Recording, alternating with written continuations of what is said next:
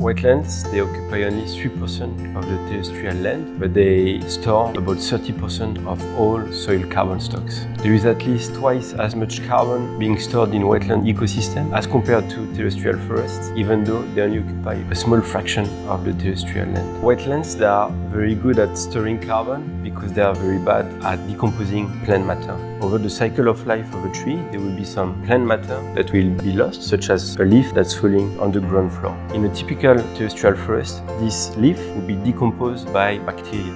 Those bacteria, they are just like us. They need to eat food. They will also release carbon dioxide, just like we release carbon dioxide. However, in wetlands, because the soil is saturated with water, leaving no space for oxygen. As a consequence, bacteria that needs oxygen to consume organic matter, they don't exist. And as a consequence, there's a lot of organic matter that accumulates, and over the years, it just builds on, and that makes it an efficient carbon sink.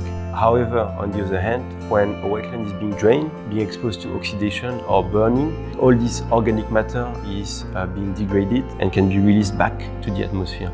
So the haze happens during dry seasons, mainly during El Niño years, and it's mainly driven by peat burning, driven by land use change. Mangroves, they have been converted mainly to aquaculture, and for peatlands, it's mainly for agriculture development. The work we do in the Wetland Carbon Lab is related to monitoring greenhouse gas exchange and understanding the cycle of carbon in wetland ecosystem.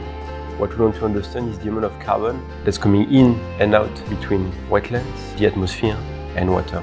In a world where land is scarce and pragmatic decisions need to be made on what to develop and where, I just hope that we can bring more scientific evidence to argue that wetlands are an extremely valuable ecosystem. Therefore, their conservation and restoration is important for climate change mitigation, climate change adaptation, but also biodiversity preservation.